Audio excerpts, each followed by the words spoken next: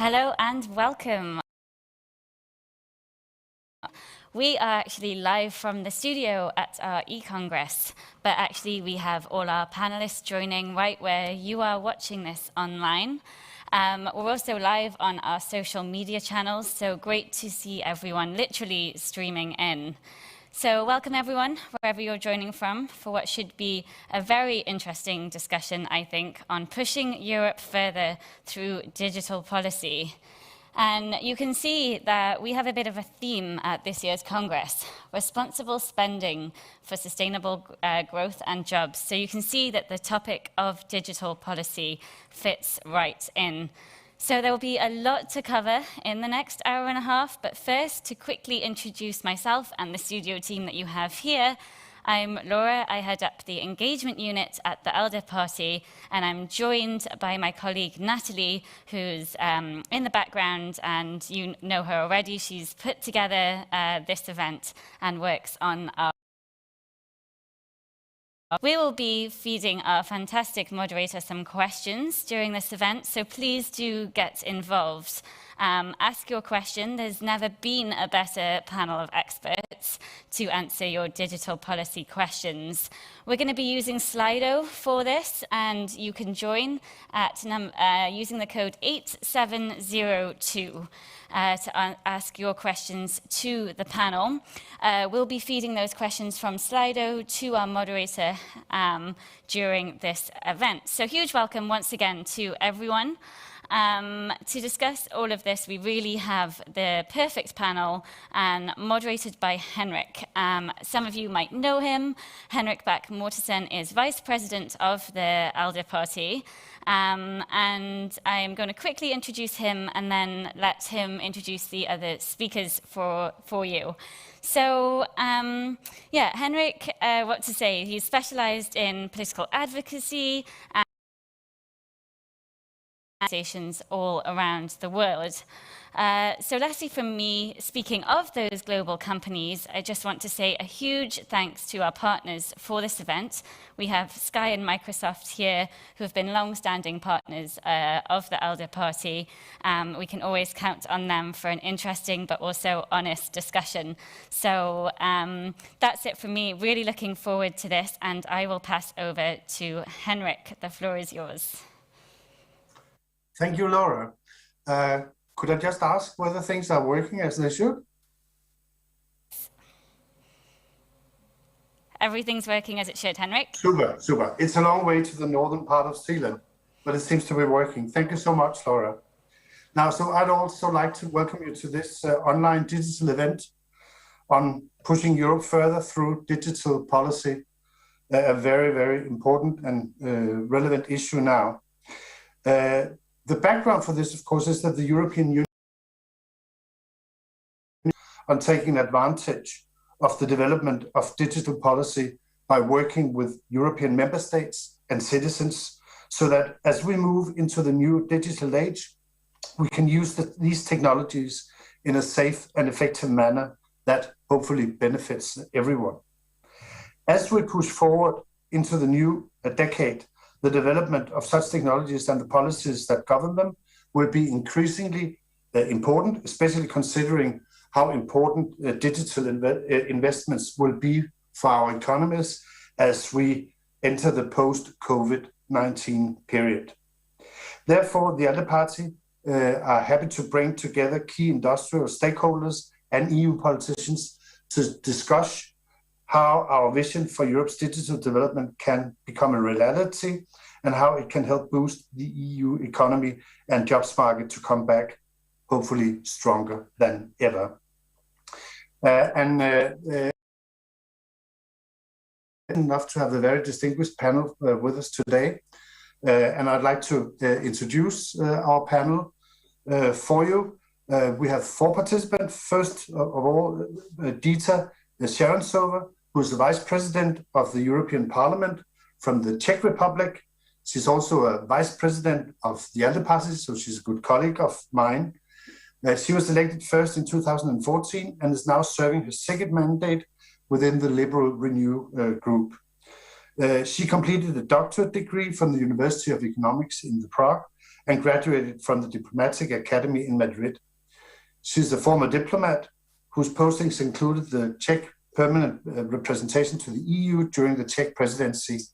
And in the European Parliament, she is a Renew spokesperson for the Internal Market and Consumer Protection Committee and a substitute member in the International Trade Committee. She was named MEP of the Year in 2016. She was also among the 20 most influential women that are shaping Brussels politics in 2020, according to Politico. So welcome to you, Dita. Our second panelist is Liesje Schreinemacher, who is also a Renew Europe MEP from the VVD in the Netherlands. She serves as a member on the Committee for International Trade and the Delegation for Relations with the United States. And she's a substitute member for the Committee on the International Market and Consumer Protection and in the Special Committee on Artificial Intelligence in the Digital Aid. She was also appointed Vice Chairman of the LGBTI Intergroup in the European Parliament on behalf of Renew. She is alumni of the European Women's Academy, and she holds bachelor degrees in law from the University of Amsterdam and a master's degree in law from Leiden University in the Netherlands. So welcome to you all. First, Jeremy Rollison, who's a senior director at the EU Government Affairs within Microsoft Corporate External and Legal Affairs Group. He leads the policy team and corresponding regulatory engagement on issues ranging from data policy, trade, economic recovery, SME startup, etc. With an individual focus on data policy, he's responsible for much of Microsoft's engagement with EU stakeholders on policies surrounding emerging data issues, particularly the challenges and opportunities related to the provision and development of cloud and of artificial intelligence. Prior to joining Microsoft, he was part of Nokia's EU Government Relations Office and was previously director of the European Digital Media Association in Brussels. He has more than 15 years of EU policy experience. Lastly, Daniel Friedlaender, EU Office and European Affairs Director. Sky is Europe's largest entertainment company, directly present in many European countries and active in EU member states through joint ventures or partnerships. Sky is in a unique position in Europe as a content creator, news channel operator, content distributor, internet service provider, and mobile network operator. With Sky Studio, Sky aims to become Europe's largest investor in original content production. Daniel holds a BA from McGill University in Montreal, an MA from the College of Bruges, and an MBA from Imperial College in London, having focused on digital distribution platforms. So, as you can all hear, it's a very competent panel, which we are working with today, and I welcome you once more. And should we now go on to the discussion? We have prepared some issues that we want to touch on, but as Laura said, we will also open up for questions from the audience at a later stage. I would first of all suggest that you all take the floor on sort of an opening question of an open character. And simply, I'd like to ask all of you, to what extent you think that the digital agenda of the EU will shape the future of Europe? That is, are we dealing with something really important, or is it nitty-gritty? Who'd like to kick off? Perhaps we should take you in the row that I introduced you. Dita, would you like to be first? Of course, Henrik. Thank you very much for giving me the floor, and good evening to everybody. Well, you ask very good question, and I think we are really at very important stage in the European Union today. I think the way uses to address the digital challenges will have an impact on the shape of the European Union as such. It will influence us as society, it will influence the economy, it will influence the businesses, it will influence the life of every citizen. Look, if we look back how pandemic changed our way of living, we see that the digitalization has improved the quality of our life during the pandemic. From the fact that we started to study online, that we started to meet online, we have Congress online, we shop online more and more often. And I think this is a good thing. In the European Union, we have a law that we established 20 years ago, and I think we should be proud of this law. The e-commerce directive helped many businesses in scale up in the European Union. Where we are now is to seeing certain shortcomings, some issues that we need to address in the future European legislation. But I very much hope that we will promote the open and free internet in the European Union, the basis of our society today. I think people must be free to express themselves online. People must be given the full range of choices and the education they want to pick up wisely. A free and open digital agenda will lead to a better Europe. A closed one will only close us and isolate Europe. And I think that's something we don't want to have. I think, and I do believe that Europe needs to do more to promote ourselves in the digital world. Europe has just as many smart and educated persons as the United States or these talented individuals. The key is not to isolate them, but to allow them to come up with their innovations, new digital ideas, and let them grow and scale up in the European Union. We can do it with grants, with the venture capital, but also with limited regulation by allowing people to fail and to try again.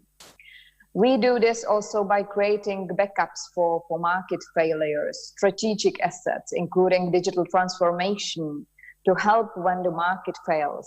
We are doing this on data exchange. We are doing this in critical infrastructure. And I think that the European Union is at its strongest when it's open and free. If our digital agenda supports this, we will continue to be a continent of growth and opportunity. Equally, however, our digital policy can't end this. Box and hope miracles happen. We as liberals must be the voice of the first choice, the choice that will promote open and free internet. And as long as the member of this group and the member of the European Parliament, I will definitely promote these options. Thank you.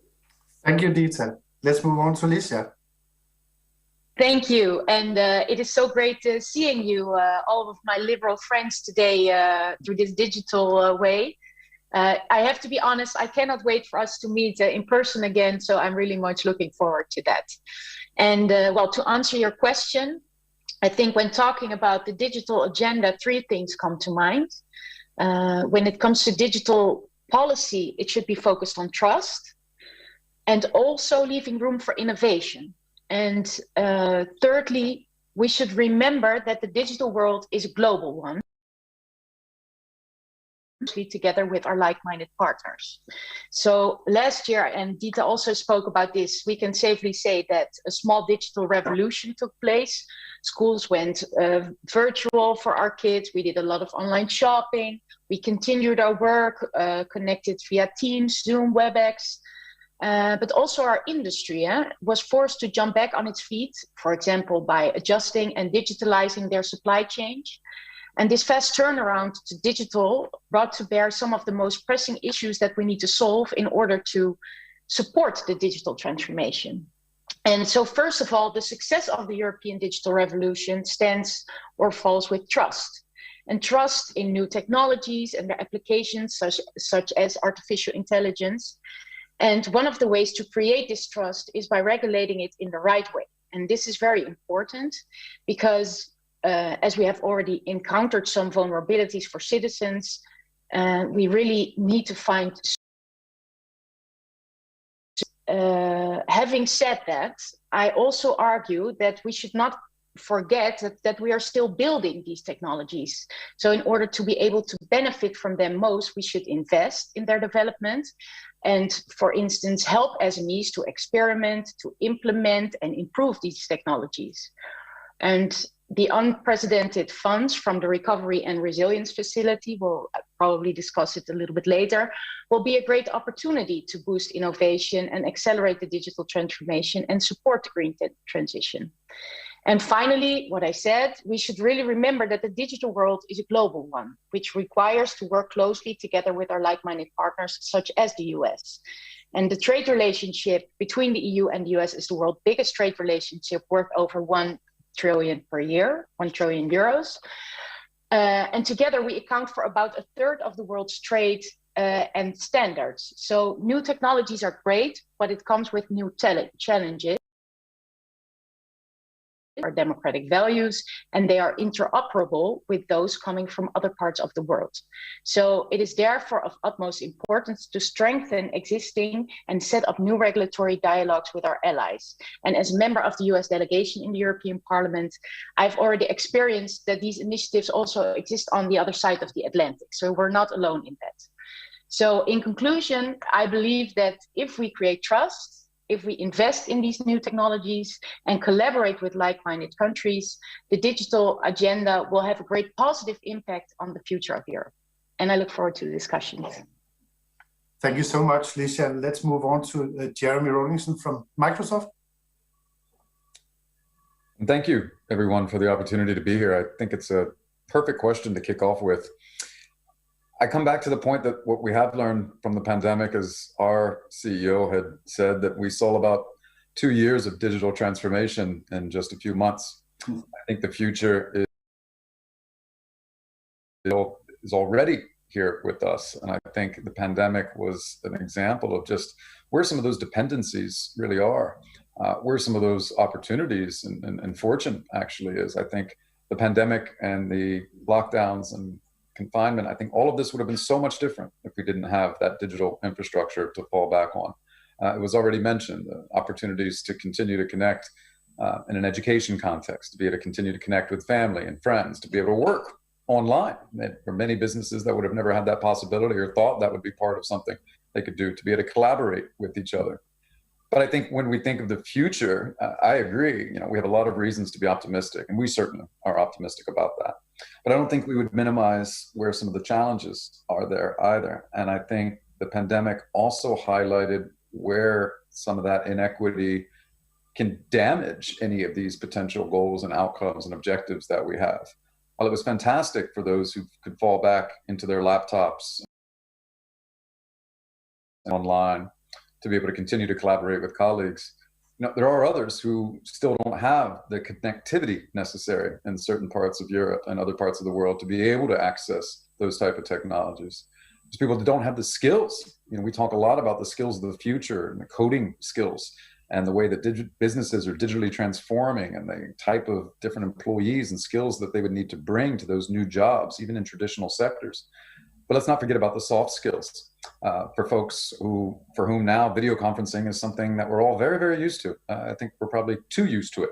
I've been spending every day on a screen with video conferences, whether with family or with work.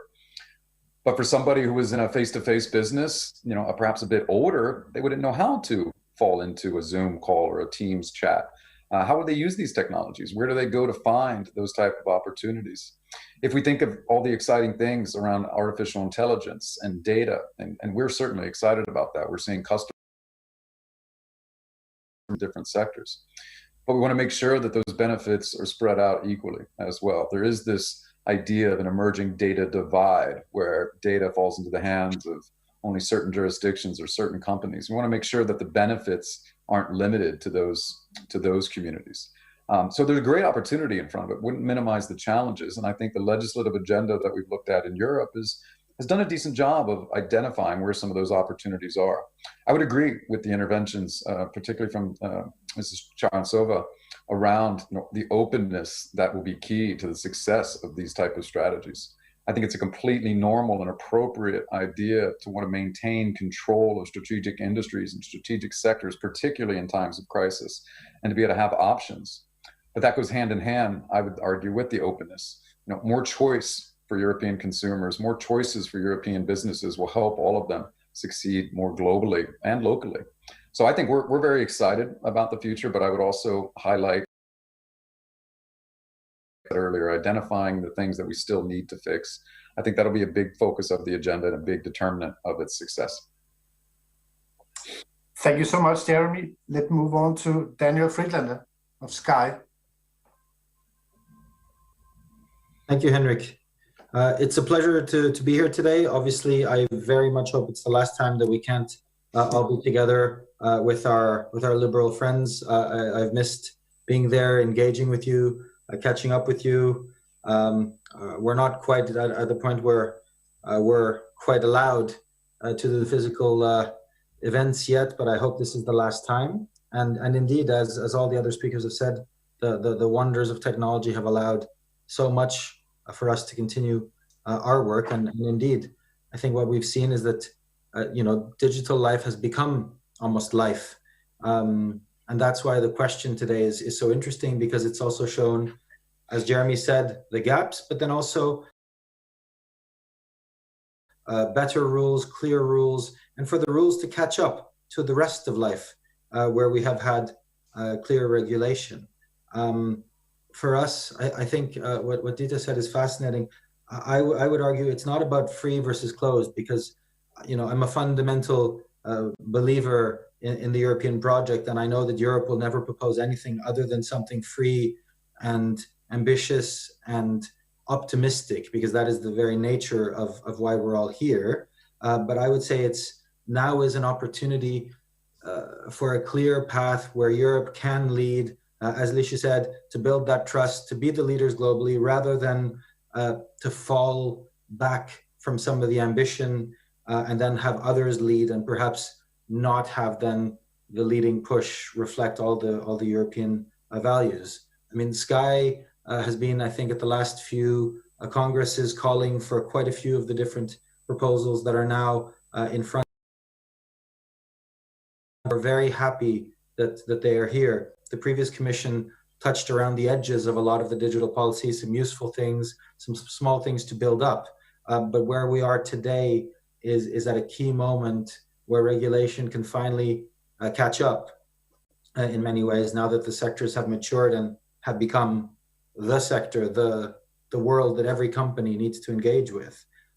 So what are we looking for here? What are we looking ahead to?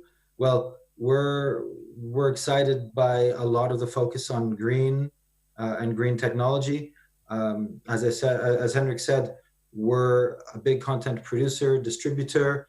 We're leading in terms of sustainable production. We're the largest commercial news in English across Europe, where we're the only ones with a daily massive focus on climate, on energy, on using our voice to empower people on climate, on what they can do. We're to be net carbon zero very quickly, trying to help others to do so. So that's a very exciting thing that I wouldn't downplay also on the digital space, given it's such an important space now.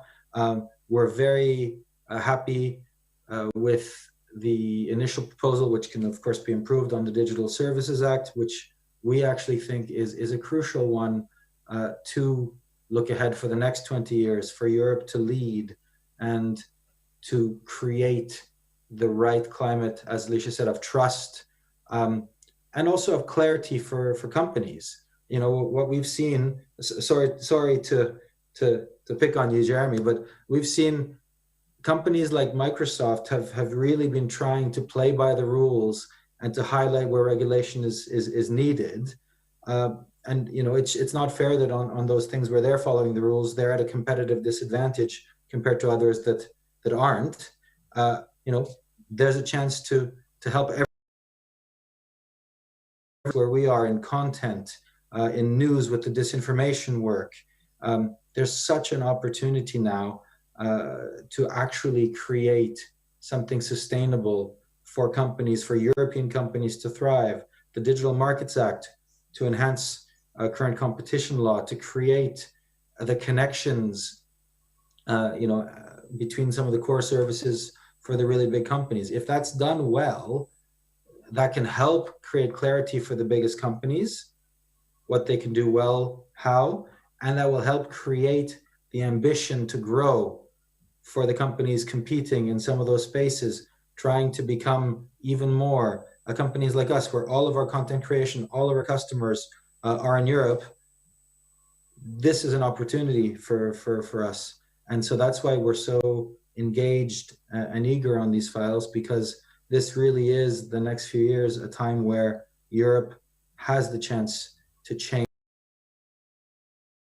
a positive impact on promoting industry, to have a very positive impact on consumers, and to keep society open, free, more positive, while addressing some of the problems that frankly we have all also seen have such a harmful impact on many. So I'll stop there for now, just to say very excited to be here again, and very much looking forward to the discussion.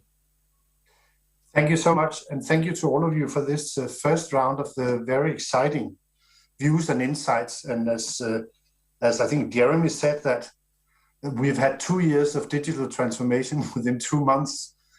So the topic we are discussing really has become imminent given the pandemic. And I suppose I know we've all had so many experiences of how digitalization has been one of the effects of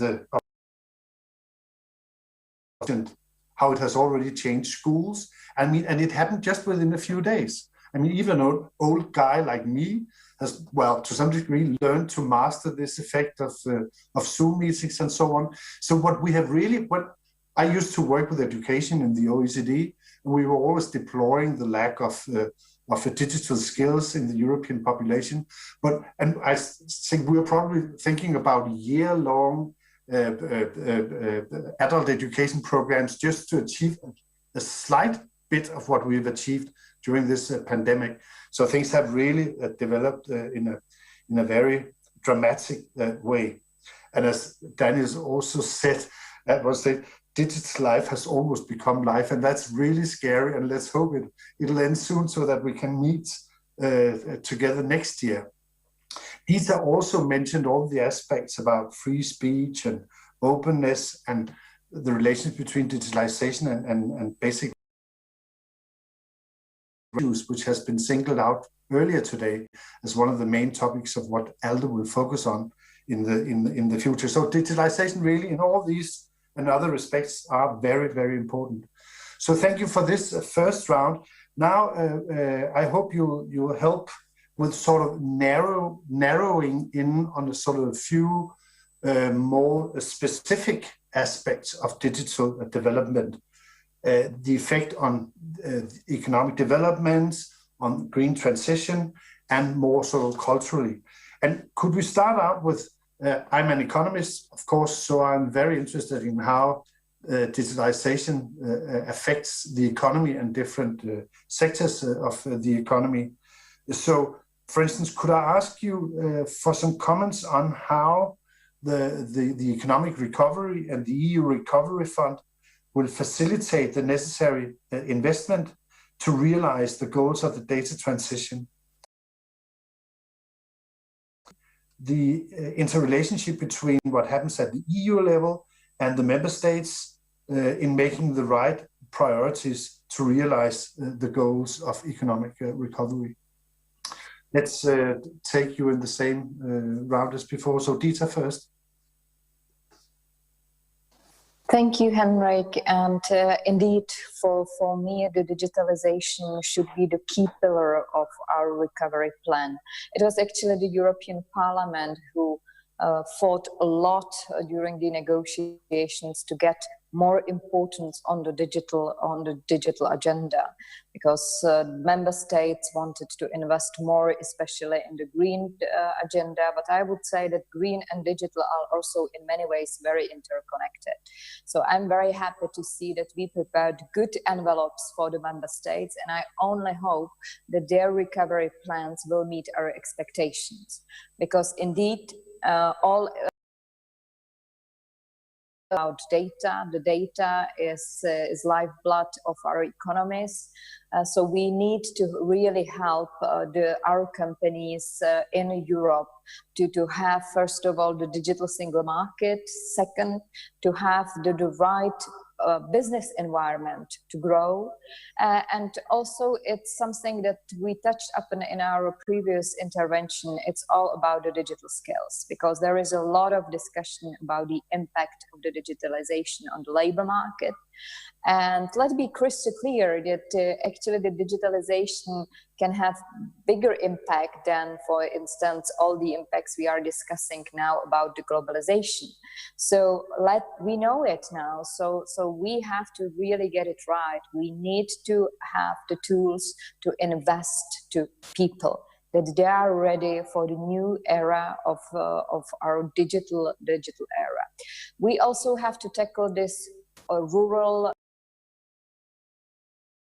which we see everywhere in Europe, in every single country. It's all about improving connectivity, but also quality of the internet. It's very nice that we all can have our children at home and follow the schooling from home. But if you don't have internet, if you don't have high-speed internet, so you are cut off of this civilization. So these are the key, I would say, aspects that we need to focus on. I'm very happy that the digital agenda is very high in the recovery plans. From the Brussels point of view, now it's up to the member states to deliver. Thank you, Dita. Liesje? Thank you. Yeah, I agree with a lot with what Dita has said, and I think that it's really good to also remember that obviously there's a lot of public information, and what we are hoping for, of course, is that this will inevitably spark private investment as well, which in the end is what really matters, because it is the free market that explores where to invest, how, and of course, how much to invest, which is what ultimately will bring about the digital Europe that we desire, and will bring us further with the innovations. So the EU public investment is leveraged by the market, and whether this will ultimately be enough will depend on how much leverage is created and how much potential the created digital world is perceived to have. But I think that it's also good we always think from a private partner, of a public-private partnership perspective. I think that will really help us forward. Thank you, Jeremy. No, listen, I would actually echo a lot of what Dita said. I think I like the idea around the skills. I think the priorities of the recovery funds, both on the green transition side, the skilling side, investments in infrastructure, investments in connectivity, we are aligned with that. I think that's exactly where you want to be building for the future. You think about this at that micro level. I always use the example even of my mother during the pandemic, who was a social worker, used to seeing clients face to face. She didn't know what Zoom was, and luckily she had a son that works at Microsoft, and I could tell her about Microsoft Teams and also how Zoom works. But for those in those positions who are signing up for vaccines, who are trying to tap into a job market that has changed post-pandemic and has been changing even pre-pandemic, where can they go to for those type of skills? How is that being implemented at the local level and really at an elementary and middle and high school level? I think there's a difference between some of the priorities at EU level and what needs to happen at national level in order to achieve the same ambition set out in the recovery fund. There's a lot of alignment and there's a lot of agreement. I think those are appropriate. Execution will matter a great deal. It's the rural-urban divide that was mentioned earlier. We want to make sure that these investments in infrastructure and connectivity are getting to those communities that may have been even left out of some of the benefits from digital infrastructure during the pandemic. So I think on the priorities and the monies that have been made available, I think most people think we've gotten it right there. Now it's just to see how we execute on this and how the Commission and others make sure that member states adhere to those priorities so that we emerge from this in a greener economy, a more inclusive economy, and one that's built for some of the next generation technologies of the future that are going to power a lot of that job growth. Thanks. Daniel? Yes, I mean, I think I agree with everything that's been said, because I think it's a fairly necessary, logical approach. I'd highlight that, you know, I think it really needs to be a long-term. It's not about a quick fix, because a quick fix won't necessarily be the same strategic investment for the future. And that's where I think I agree on the skills, on focusing on greening every sector possible. This is a big opportunity where you could do something with a vision, but then also let the countries really get involved to focus on the areas where there are gaps. I also agree on the infrastructure point. Obviously, as an internet service provider, mobile phone operator, you know, we think that's extremely important, and we've seen and tried to help those who've needed help. My one point on that would just be to be a little bit careful, because we have seen in some countries there has been a tendency to try to use the infrastructure funding sometimes perhaps to bail out some of the old incumbents, rather than to really look ahead and plan and grow and help that competitive spirit. But otherwise, I really agree with everything that's been said. Thanks. As I said, I'm an economist, and I was actually thinking along some of the lines which Dita mentioned just before, by sort of comparing digitalization to what happened with globalization. And actually, before globalization, but we had sort of drastic technological changes in the 60s and 70s. And what we learned from the globalization was that the impact on all of us, aggregate, to some degree, is undisputedly positive, but some people and some sectors tend to lose out. Now, if we look at digitalization, can some of you give us a hint as to what employment sectors will be favored by, or which will suffer more than others? How can we make sure that digitalization is? And I could say that we have a question from Coralia Schultz, who asks, how can young people who might be struggling with unemployment seek to benefit from Europe's digital plans? So what we're talking about here is, I mean, definitely digitalization will impact different people in a different way. But what can we do to ease the pains which we've experienced with globalization? And in hindsight, I think we would all have preferred to be proactive when it comes to the detrimental effect of globalization than what we have been. We could have saved us a lot of problems by that. So what can we do? And for instance, what can we do for the rural areas? And what can we do to make young people threatened by unemployment? How can they benefit from the digitalization? Should we take the same round again so that everybody knows when it's their turn? So we start with you, Dita. To give my place to someone else, but okay, let me start now perhaps. Well, I think it has been already mentioned that the digitalization is happening in every sector of our lives. So we know it also from different figures. So the use of ICT has increased significantly in the last 5 years in more than 90% of workplaces. And it's not about only the office jobs. We are talking about building workers, plant machine operators. Every single profession will require some basic digital skill. And of course, the question is now, first of all, we need to start with the young generation. So whenever I talk to the students in the Czech Republic, I say it has to be part of your basic education of the elementary school. And then we have a generation, maybe I'm also part of the generation, that needs to, follow, needs to invest. And that's perhaps the response to the question from the audience.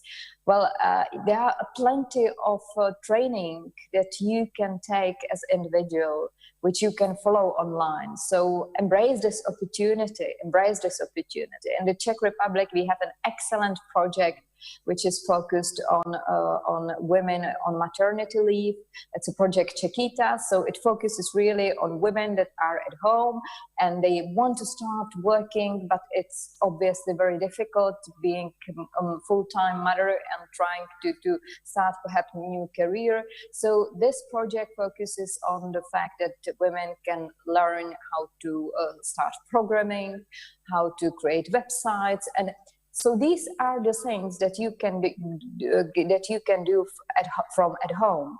So I would encourage all the people that are now thinking, what should I do? I have some free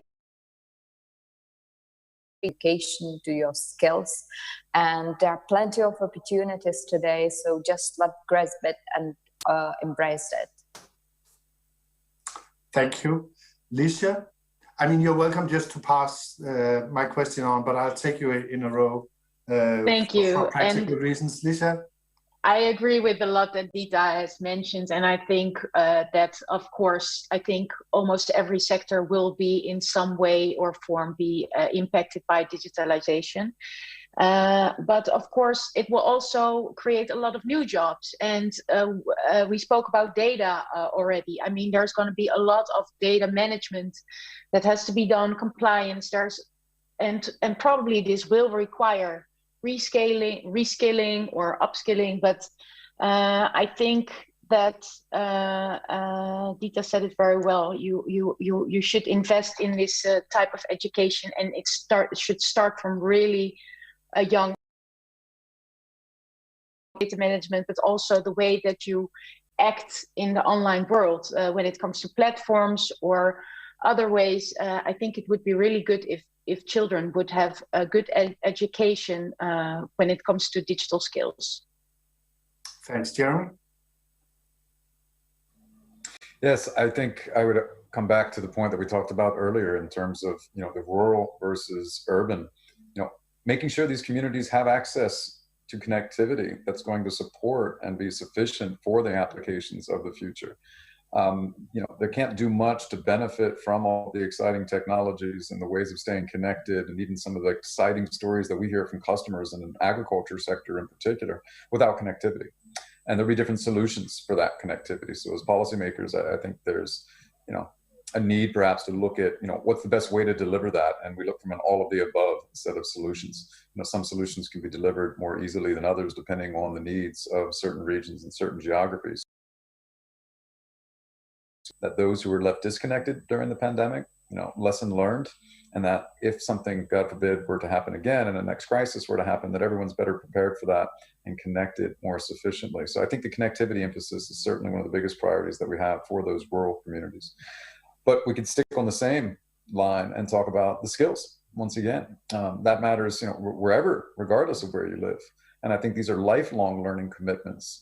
Education at the childhood level, from elementary to middle to high school to college, of course, making sure that we're incorporating some of those digital skills of the future into national curricula.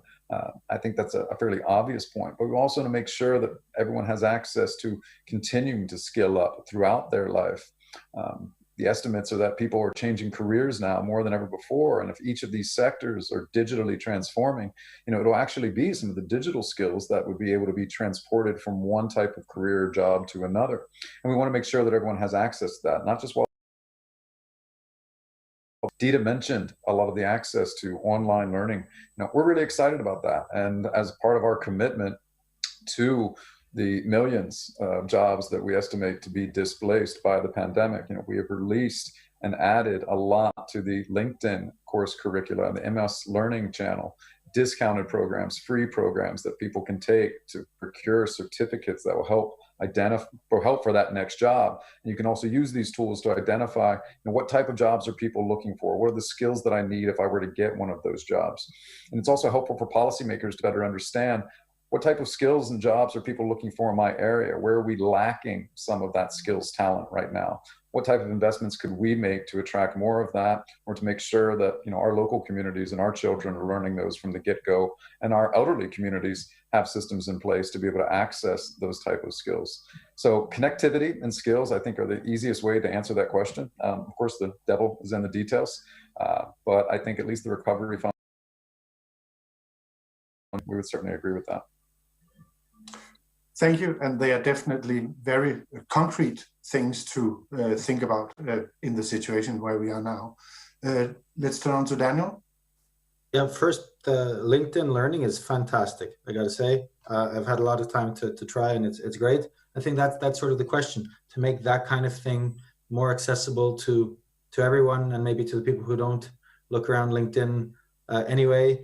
I agree with everything that's been said. The only point I'd make is, beyond just the skills and the training and the education, it's to look from the diversity point of view, to see how we can bring in demographics that perhaps have felt less included. We're doing that in many ways on the TV and broadcasting side, in front of the screen, behind the screen, bringing more diverse voices, because by bringing those more diverse voices to the fore, you're then inspiring and motivating their voices represented less. And I think it really is also a motivation thing mixed in with the connectivity, the skills, and the opportunity. So that's the only thing I'd add to the comments. Thank you so much. Actually, we have a very good question in relation to the area which we're touching on now. Just to warn you, let's change the order of speakers so that we'll start with Daniel the next round. We have a question from Benjamin Estrada, who asks, what are the speakers' thoughts of the work of the European Parliament work on the right to disconnect? It's nice to be able to work and go to school from home, but these changes make it challenging to find balance. And I think this is, speaking of the discussion in my own country, I think you had some people found it very, very attractive to be able to work from home, because it allowed you a very high degree of flexibility in the way you plan your life. Decided to save a lot of office space, because then they can use the home space of the employees. I used to work a lot with working environment, health and working environment, and this has, as the pandemic has dragged on, we are starting to see problems with people working in a very bad form from home. So this right to disconnect and demand the right to go to the office or to come to the workplace. What are your feelings on this? And as I said, let's start with Daniel this time. I mean, it's a fascinating question, because within our company and then within our wider group, we're having exactly that discussion. We're looking at what hybrid working has been or has been forced to be, what it should be, and what it should be to have a positive impact. We see it as a possibility to allow a generation and group of people to come work with us who maybe haven't had the chance before, whether it's people with mobility issues who can do more from home, whether it's a distance question. So there's so many opportunities. But for example, if I look at my team are itching to get back to the office, to have that camaraderie, to have that human connection. I would kill to be surrounded with people again in a safe environment, to be able to interact. And you're absolutely right. We've seen such a shocking rise in mental health issues and domestic violence issues, which cannot be ignored. I don't think anyone has a perfect answer to that yet. Everyone needs to try to come up with a solution that can work for people in different circumstances. If you have kids and you have found a way to use the pandemic to also see your kids more, that's a net positive. If you're living alone in a small apartment and you literally couldn't leave your home, and that's your future, obviously that's going to have a very negative impact on your health. So it's not an answer, but it is indeed going to be a fundamental question for employers in the next few years, and also for employees. You know, we're setting up big discussions, roundtables, consultations with staff, and we know also that it will be very different depending on the location, depending on the type of work, depending on, you know, how much they need to be seeing people, and depending on the personal circumstance. But everyone should have the right and the ability to go to the office to do their job.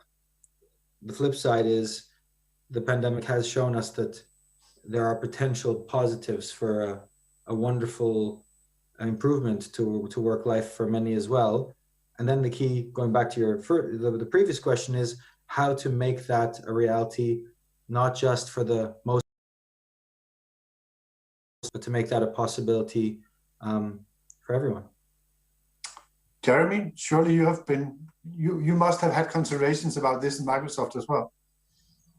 Absolutely. Absolutely. In fact, we have learned a lot from this pandemic, both from our own employees and from our customers. You know, we're an enterprise business at the end of the day. We're, you know, providing these communications platforms, these digital tools to, you know, businesses all over the world. And this pandemic has been a big learning moment about that. As Daniel said, you know, there's not a perfect solution here, I think, but one of the learnings I've had individually, I know that Microsoft has had, many of our customers have had.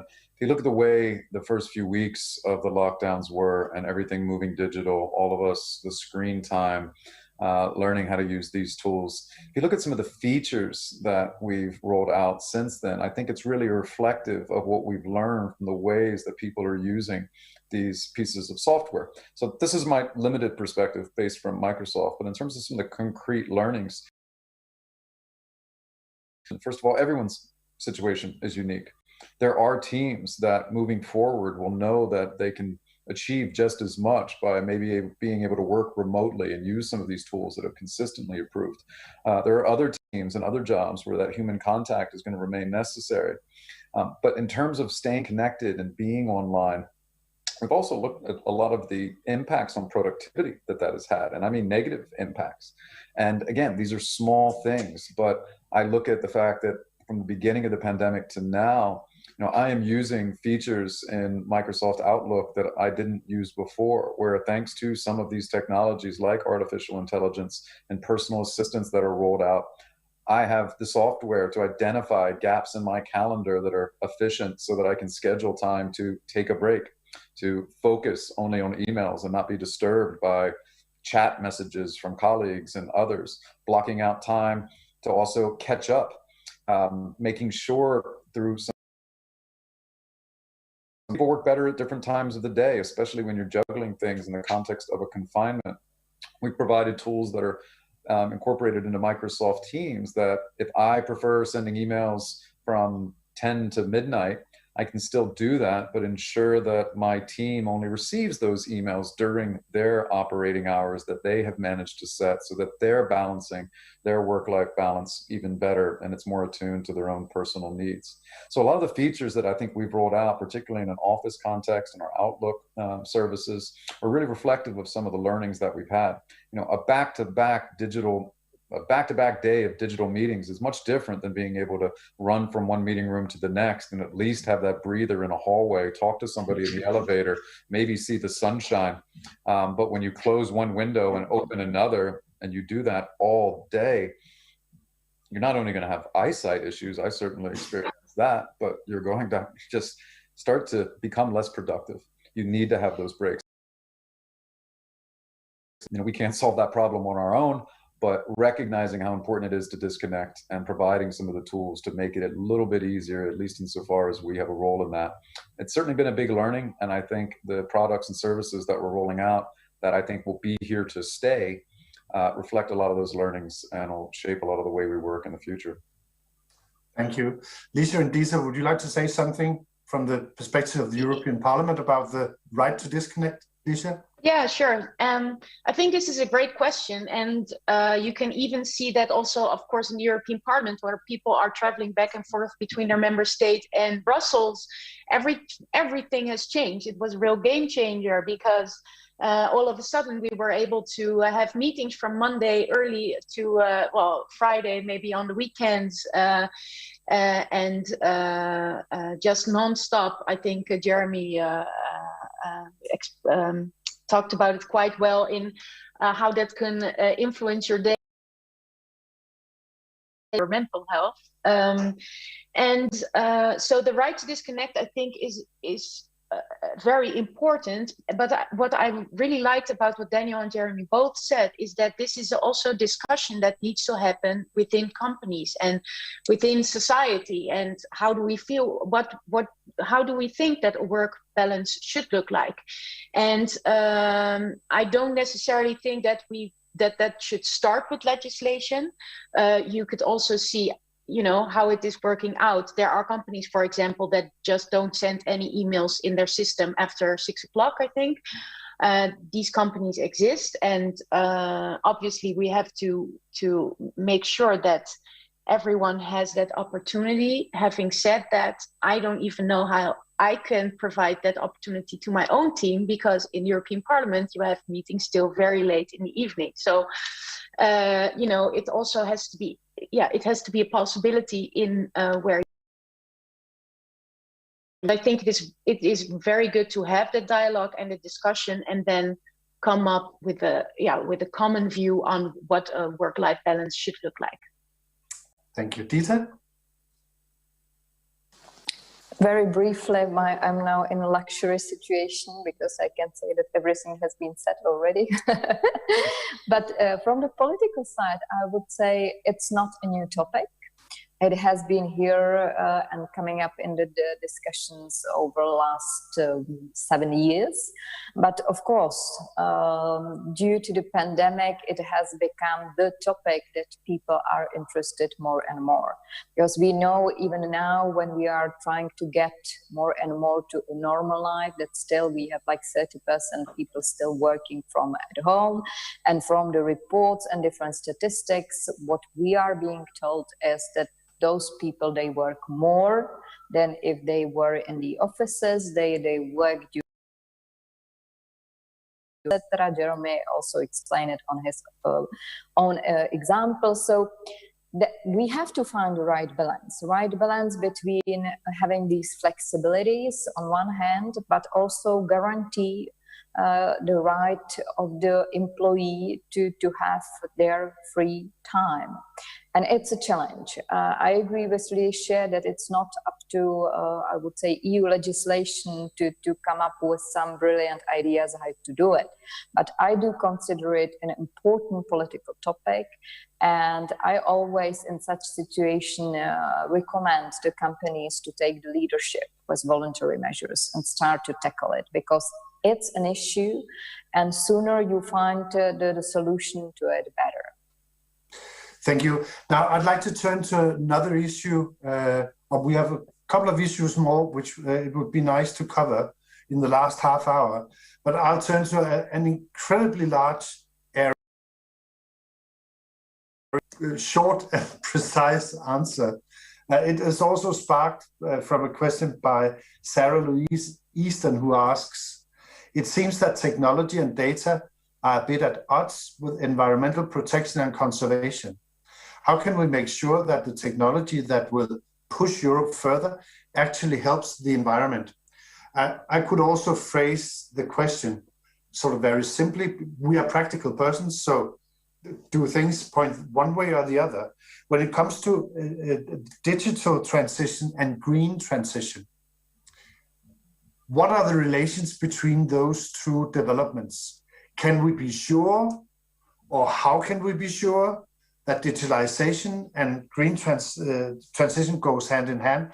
And are there any dangers we should be aware of, apart from the production of bitcoins, which cause a lot of this carbon dioxide production? But if we want to move faster toward, will digitalization be a help or an opponent? let's stick to the order before. So let's start with Daniel again. Thank you. No, I mean, obviously, I think technology is crucial. I think we were one of the first companies to announce that we were going to be net carbon zero by 2030, I believe. And underpinning that is the technology to look at everything we have done to optimize, to figure out where there's waste, where there's things happening that shouldn't be. Then there's technology to help fix the problems, whether it's in manufacturing, whether it's on energy, whether it's on the vehicles we use. So there's a huge potential for help. The fact is, there are certain things that, you know, are unavoidable. So you need to find electricity and power. Like in the country, how can you optimize that? How can you work with it? You know, we've done audits of the energy use of both our devices and the streaming. You know, and often the biggest question is the energy grid, not necessarily the technology. Now, obviously, we're not a massive physical producer. We don't also operate, you know, the biggest data centers. So each company has a different footprint with different solutions. But the fact is, the technology plays a massive role in finding and fixing them. I'll stop there because I think others probably have way more to say. Yeah, Jeremy. No, listen, this is something that I'm very proud of Microsoft's announcement a year ago that, you know, we've recognized this challenge and our sector's, you know, contribution to it, both negative and positive. You know, Microsoft was very proud to announce over a year ago that we will be carbon negative by 2030. And by 2050, we will have removed all of the carbon that we've produced since the proposal to really practice what we preach here. But I think one of the other exciting things, and I spend a lot of time on this, is, you know, how can technology contribute to this in a positive way? The type of data that we can provide and share with one another to make better climate decisions, both about private investment and from a policymaker perspective. You know, this is not, in most instances, personal data. This is, you know, emissions data from around the world that we can tap into, that scientists and researchers from across the world can attack this challenge together. It's not just one country's issue, but it really is a global issue. So I do think the importance of data to that is a really good case study in where some of the things recognized in the European strategy for data, in fact, could go a long way towards achieving this. If we talk about that common data space within the context of a Green Deal, you know, making sure that there's opportunities to collaborate there on what we're learning from around the world towards a common objective. I think we look at the positive, where technology can contribute. And of course, we all have responsibilities, but there'll be an accountability for everyone on this. And I think that's how we're trying to contribute. Thank you. Liesje? Yeah, I fully agree with Jeremy. And I think that data and AI really can create huge opportunities for the cleaner management of cities. So when it comes to traffic, when it comes to energy, waste or water management, I think in the Netherlands now a subject of great importance are buildings. Housing and buildings right now contribute to, I think, 40% of EU energy consumption. And but there are, you know, now becoming building automatic systems that can really decrease those emissions by 30%. And I think that we can really reap from all the opportunities that AI and data flow can present. So I don't, obviously you have the footprint of data centers. I think Daniel addressed that. And that is an issue that we have to address and needs to be solved. But yeah, I'm an optimist in this sense. So I see a lot of opportunities here for Europe as well to become a front runner when it comes to these solutions. Dita? Everything has been said. I would say both our key priorities that the European Union has set up, which is the digital and green transition, they go hand in hand. And I would even go further, and I would say that the digital technologies will be crucial for our green transition.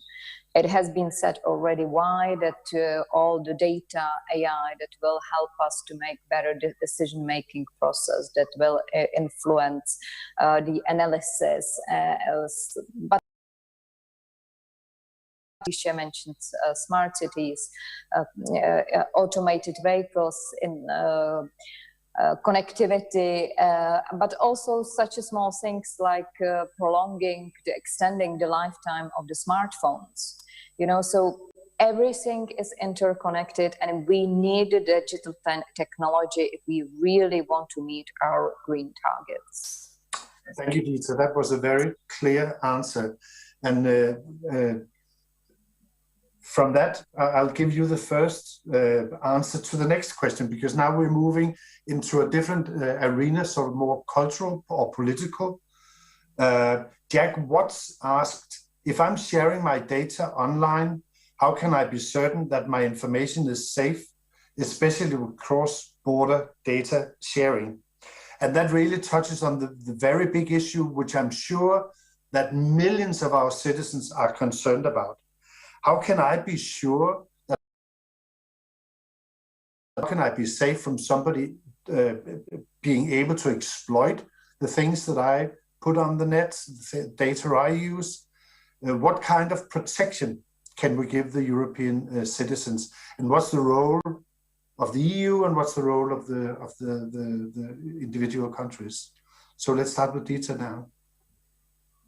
And now we can spend the rest of our Friday's evening to answering your questions. And you have 2 minutes. But let me be very clear. When it comes to the data in the European Union, I think we must be all very proud, because we managed to set up rules, GDPR rules, that I think everybody in every single village, even in my country, they know this GDPR. They perhaps don't know what this abbreviation stands for, but they know that it's something that protects me. And since we have it, and we have it as a European law that is applied in the Union, we can have this free flow of data. And I worked a lot on this legislation during the last mandate, and everything is connected. So if I have my data saved in my country, in the Czech Republic, and I know that Germany and Denmark and Sweden and Spain, they follow the same rules for how to protect my personal data. So my data is saved also in these countries. It's simple as it is. So I think we as Europeans are aware of the fact that people are afraid what is happening with the data, and this topic comes up every time we discuss the AI, automated vehicles, everything. The first question is, but what's going to happen with my data? And as I said, we managed to set up very clear rules, GDPR rules, that are applied. We are looking whether we need to perhaps fix it even more, but we have a guarantee now.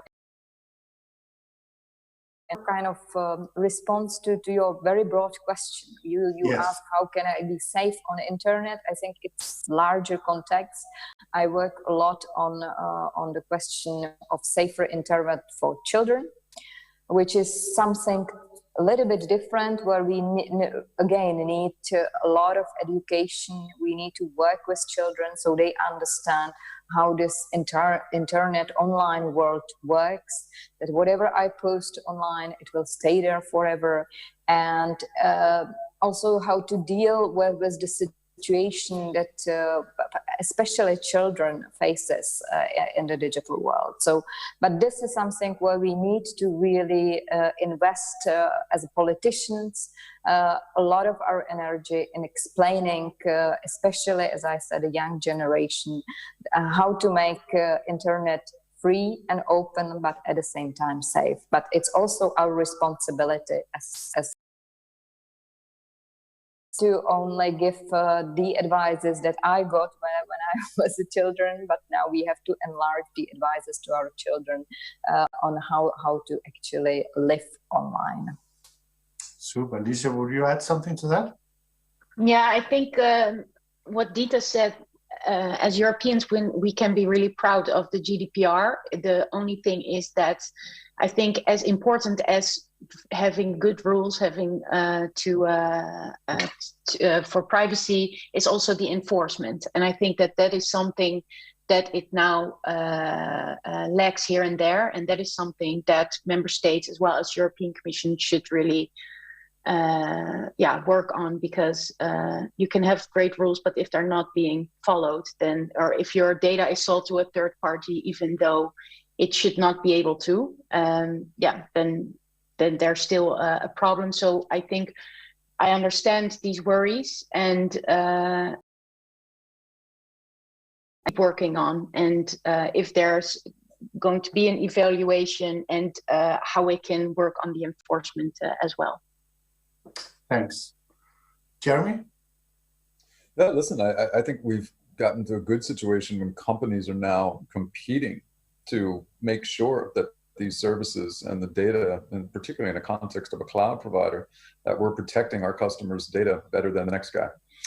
We think that's a market dynamic that already recognizes a lot of what's being driven through the regulatory approaches. And I think the real challenge with this is the fact that, data in a border context is a lot different than if we're talking about shipping goods and products across borders. We can have custom rules there. We can, come up with country of origin type approaches. There's all different types of things we can do with data. The way that that's changing, the way that that's being used, there's so much technology that's exciting to be able to reinforce things like data localization, being able to do more. The efficiencies that can be gained through a freer flow of data is something that I think we're all aware of, and we want to make sure it remains there and remains possible. When we get into different ways that different jurisdictions may approach and protect that data, that's when I think we do run into the challenges. So I think as citizens, we need to call upon policymakers to have more of these intergovernmental discussions to come up with the types of agreements and arrangements that provide certainty and a bit of a balance between different values that may be out there, so that we see a norm emerge, so that local rules are much, much more aligned with a common standard that we have ideally across the globe, ultimately. Because when we get into it, how do we talk about keeping things safe? It depends a lot on the context. Dita mentioned online child safety. That's different requires a different set of solutions than talking about industrial data and protection of trade secrets and IP. We're going to have different discussions on that in a lot of different contexts. When we talk about law enforcement access to around the world, look into that. When we talk about using data in certain ways, what type of control do I lose over that? What type of purposes are people processing my data that I may have given them permission for in the first place, but they may have a new great idea that they want to do with it later, but that wasn't what I signed up for. I think what's good about this, and where the challenge is, though, is we talk about the benefits of data sharing. We talk about the ways that collaboration can really lead to great outcomes. We genuinely believe those companies that are going to be most successful in the future are those that are most open. I think it's going to be really hard for any company to be successful at artificial intelligence relying only on their own data. You're going to have to work with others. You're going to have to find ways to share data and tap into the best talent wherever that might be. That can be a good thing. But it'll be those regulatory challenges that we run up against when different jurisdictions and different corners of the world definitely take different approaches to that. We start to miss out on the opportunity. Right, Daniel? We're now in a place where companies are really trying to differentiate themselves by the protection and the safety on data. And that sort of goes back to the point I was making at the very beginning, where we think a lot of the rules create the clarity, the trust, and then the actual added value for companies who know then how they can work, how they can operate to do the right things. And it's the point I was making about some of the files that have been proposed now, whether it's on green, but also on the Digital Services Act, the Digital Markets Act, where you have that opportunity for the wider ecosystem, for the wider online space and business and business practices, where you can actually create a better climate of trust with clear rules so that everyone knows what the minimum requirements are. And then you can, again, do better and have that as your competitive advantage, rather than doing the right thing, being a unfortunately is the case right now with a lot of big online platforms. Thanks a lot. I think we've come to the last issue which we can cover, and it has also been touched on by an anonymous question from somebody watching asking, how do we continue with rapid technological development while upholding democracy and fighting disinformation? And actually what I was going to ask Jeremy and Daniel was that how can technology companies and online platforms, how can they help the fight against disinformation and its negative impact? What sort of responsibility do you have, and what can you do? And similarly to Dita and Liesje, what can we do through the Digital Services Act and other legislation to make sure that we are not all sort of being kidnapped by fake news? First, the company view. Should we start with you, Daniel? Thank you. Approach it from the point of view. So I'll give you 2 minutes. Sure. So we approach it from the point of view of a news company, but then also a content creator, and then also a company trying very hard to protect children online. And I think the fundamental point is that you need to responsibilize a lot of the biggest companies, but then also some of the smaller ones that can do harm. We see the Digital Services Act as being an opportunity to do that. One of the ways to do that is to create better tools to have those that know the content work with the platforms in a very structured, clear way to remove content that shouldn't be there. Whether, we saw some very positive developments on the terrorist content regulation to take down terrorist content. We just saw the parliament, including a vast majority of the ALDE MEPs vote for an own initiative report talking about removing illegal sports piracy within 30 minutes. On tackling disinformation, these are steps. But what is needed, though, fundamentally from our point of view, is to flip the burden, where a lot of the platforms are doing everything they can, either not to know what's going on, even on an active platform, or to then sort of pass the buck a little bit and use arguments to avoid responsibility or liability. So we actually think that the Digital Services Act is an opportunity to say, wait a minute, these things are happening. You can find out that they're happening. Technology can help you find that they're happening. Partners such as ourselves can work with you, as we already do, to find out that these things are happening. We can automatically remove a lot of these things that are very clearly identifiable with no loss to anyone, and then a massive benefit to then those who can find real, clear, fact-checked news, who can find legitimate sources somehow horribly have a really inappropriate ad or something added to the video, or comments that are exploitative of children that can be added in. The system, there's already the technology within the system to make it safe and sustainable. But unfortunately, right now, companies have not been incentivized in many cases to do that final step. And that's where we think legislation can help, by creating that minimum trust. And again, as a heavily regulated company, whether it's in broadcasting, news, as an ISP, we know that that is completely possible and feasible without having any negative impact on freedom of speech or anything else that is so fundamental to the experience. And that's exactly what we are looking to the EU to help achieve in the next few years. And we're optimistic. It's not always going to be easy because there's huge questions. A group to really put forward a liberal mindset that makes sense across the board. So that's the very short answer. Thank you for a very short answer. And a similar short answer from you, Jeremy? Yes, listen, I can make it even shorter. I think that we all have a responsibility here, but responsibilities kind of need to be aligned to where the problems are and where your role in the chain or where your role in the stack, as we talk about it, sometimes comes to, each company can do something, but at the same time, when we're talking about disinformation and illegal content or hateful content, once again, we come back to this jurisdictional question that there are different rules in different countries around that. I think companies have an obligation to follow the law, and policymakers have an obligation to make the law and make those clear.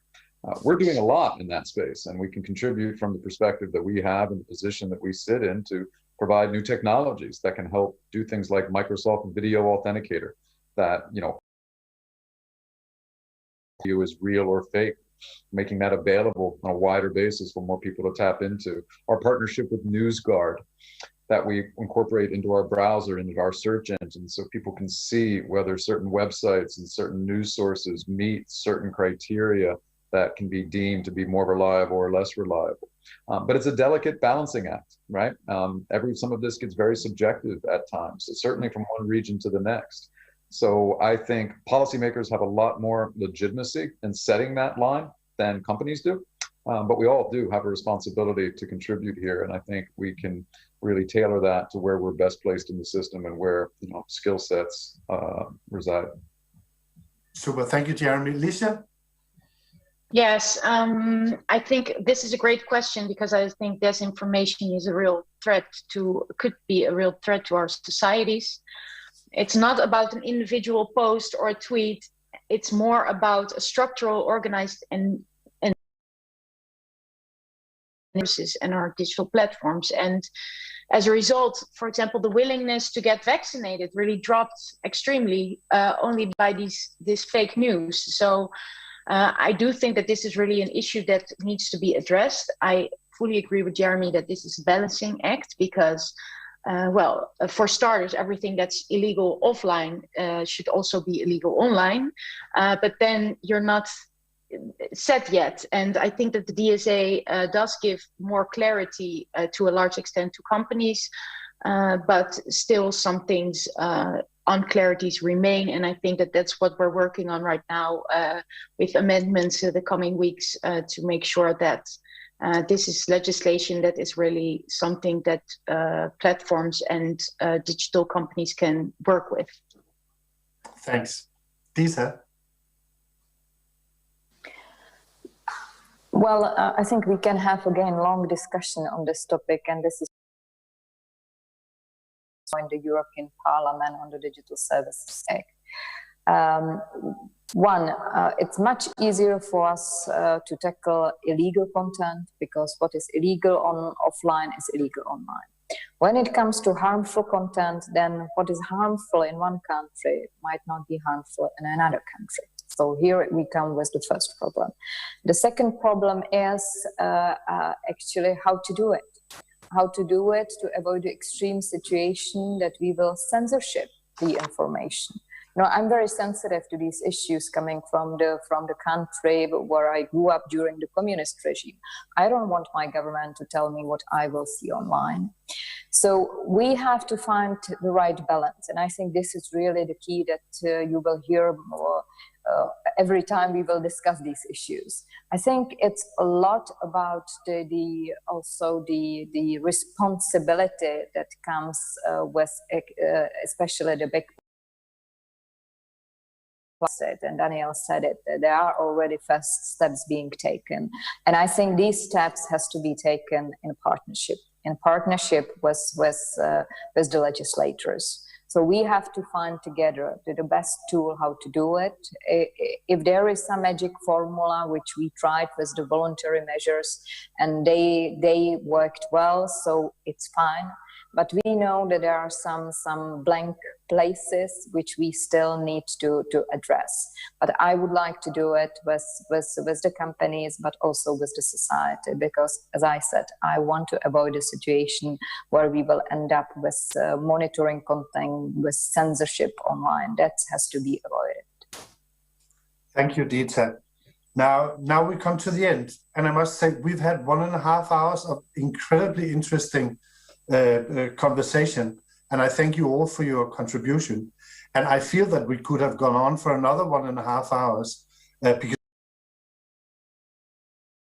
we'll do that some other day. But thank you so much. And thank you also to those who have been listening and to those who have been asking questions. It has shown, the questions has shown what you have been touching on have been really relevant to those watching. So thank you also for that. And thank you for those asking questions. I would like to put a special thanks to Microsoft and Sky for your continued partnership with the ALDE Party. And I look forward perhaps to seeing you live at the next Congress. I can tell you that just before we went on here, I saw on the news that the Danish government has decided that in 2 weeks' time, Danes can travel all over the EU. If you want us, that's another question. We'll see. But thank you so much for this discussion. And I'll hand over the end of the meeting to Laura in the studio, who'll wrap it all up. Thank you so much. Thank you so much, Henrik. Fantastic panel of speakers as well. It's up to me to close the event then, and as Henrik said, an hour and a half goes really quickly when we're talking about all of these things. We've touched on a lot of topics, but rest assured that this conversation isn't over in an hour and a half. We'll continue working with our politicians, with our corporate partners, with everyone to get them involved in this conversation and to really push Europe further through the digital policy. So thanks once again for joining online. Thank you to our panelists, and it's goodbye from the studio.